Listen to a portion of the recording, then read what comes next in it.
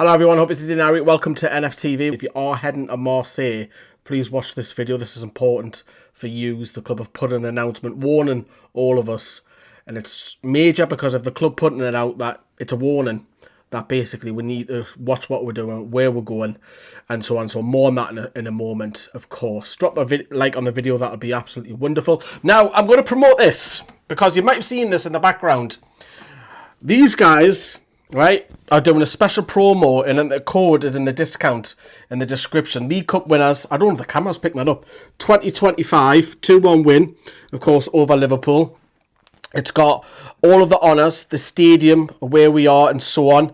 The lineups, the squad in the League Cup, all the stats, and the graphic as well. You can get a massive discount by clicking the link in the description for that as well. I've just had that there for a while, and I just haven't really mentioned it, to be honest. But if you want to get that, it's a fantastic Christmas stocking with our discount, which you can see here. Ta-da! Using that code, you can get yourself a little discount. So, nice little stocking filler. Right, let's get on to Marseille, because the club have put out some official news and updates that we need to follow. And I am going to use Google Earth and Google Maps for this as well, so you can see where to go. I'm going to, if you're in the area, which of course we will be down there as well, is it's strongly advised by French police not to visit the old port in Marseille during this stay. So it doesn't matter if it's match day, stay away from that area. Now, Marseille has a history of gangs, drug problems, you name it. They also have a heavy influence of the Arabian Peninsula from the northern countries of Africa as well. So just be careful. It's also been advised that you don't actually stay in big groups, because then you become a target. For safety measures, supporters have also been advised not to wear any Newcastle stuff, so I won't be. Don't wear your colours. Don't be a target. Common sense, go neutral. Do a Man United, as I would say, because their fans never wear colours, do they? So, and also, if you're in the area, just be aware about, there's a lot of crime, like pickpocketing, that sort of stuff that's going on, hand pickpocketing, you name it, in Marseille. So you should be vigilant at all times. Take precautions. Make sure you have valid travel insurance. That's also critical as well. Don't put up any flags. And obviously, Toon fans love to tell everyone that we're from, I don't know, you're from Bladen, or you're from North Shields, or you're from Fowden, Wall's End, whatever. Just don't put the flags up again, because you become a target, and it's been advised from the club that just don't do it. Also, it's also advised if you don't have a match ticket, please don't travel, because we'll come at that at the moment. On match day, the only place, by the way, that is mandatory that the fan meets in Place de Joliette. Hopefully I pronounced that right. It's a requirement being put in by local authorities and police in Marseille. We'll be put on the metro, and the metro is free, and that'll take us about 15 minutes to get to the Stade Vélodrome.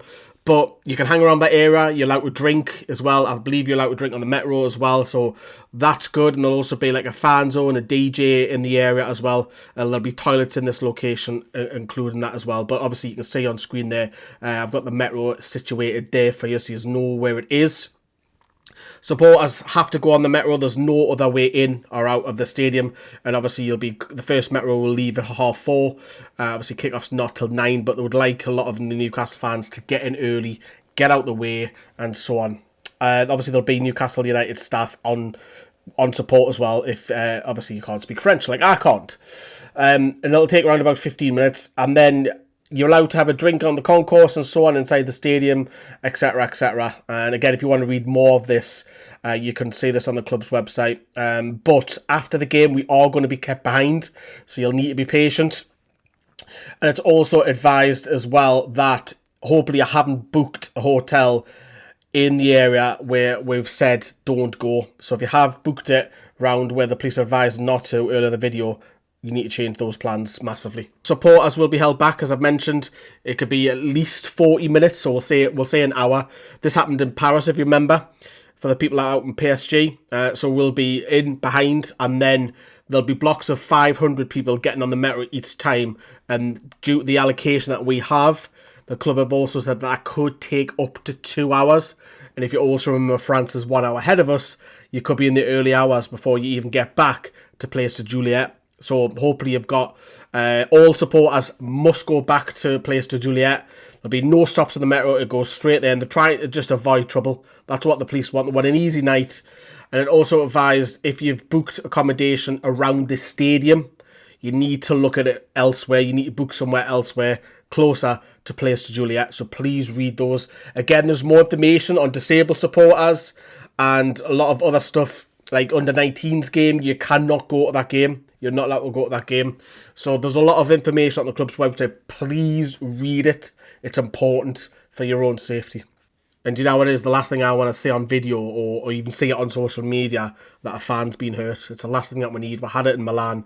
We had it in Paris when the bar was attacked as well. We just didn't want any violence. We just want to go, sing our hearts out. Hopefully the team get 3 points and go back on the flight or hotel or whatever you are doing. My plans initially might change. I was hoping to have a week away, drive down to Marseille, a long way down, enjoy my time down there. And then after the game, head to Monaco, it's only a 2-hour drive, go to northern Italy, into Switzerland, into Belgium, across to France and back up. That's the dream. I don't know if that's going to happen yet, but that's what I've got in the pipeline at the moment, but we'll see. I might even just get a flight to Paris and get a train down yet. I'm not 100% certain yet, but we'll see. But let's get on to some other news. And there was awards last night. I don't know if you have seen this. Sport Newcastle held their annual awards every year, and we had 4 winners from the club, which is class. Congratulations. First of all, Sean Neve, a neighbour of mine, and he's won the War Jackie Trophy. And it's class, and it's just brilliant. And obviously, it's awarding youngsters in the area who are doing well and probably will go on to better things. Obviously, they've mentioned his outstanding skill, his attitude, and his passion for the game. For the women's side, Charlotte Wardlow, we'll talk about more her a little bit later in the women's video that we're putting out as well. So make sure you subscribe to our second channel, Newcastle Fans TV Women. She won the Jack Hickson Award, which is similar, awarding her for her talent, drive, and commitment to excellent on and off the pitch and one to watch for the future, which is great. Newcastle United won Team of the Year, which is class. Shola Amiobi picked up the award. I'm surprised Eddie didn't win Coach of the Year, but it went to the basketball. Dan Burn also picked up an Unforgettable Moment award. Obviously his goal in the Carabao Cup, a moment that changed Newcastle's recent history forever and it cemented our place in history. But there you go, some congratulations to them.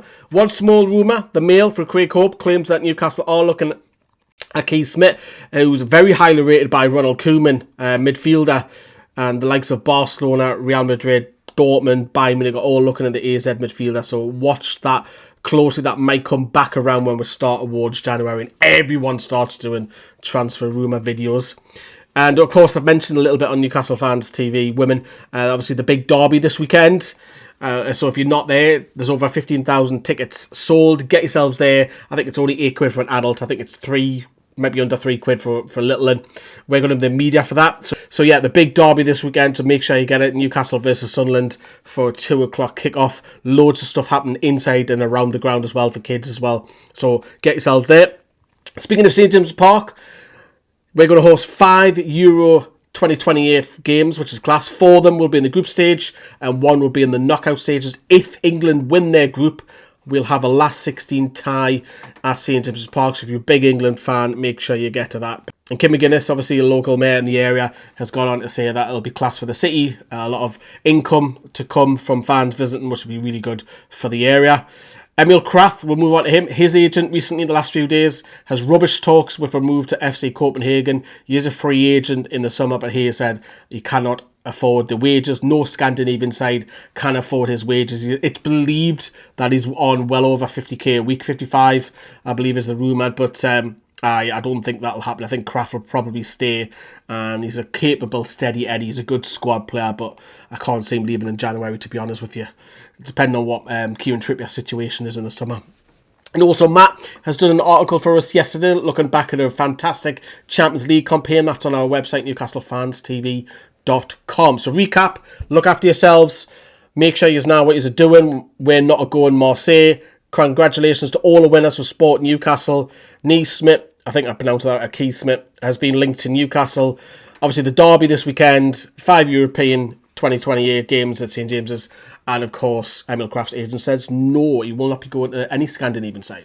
That is your wrap up. Drop us a like and we'll see you very soon.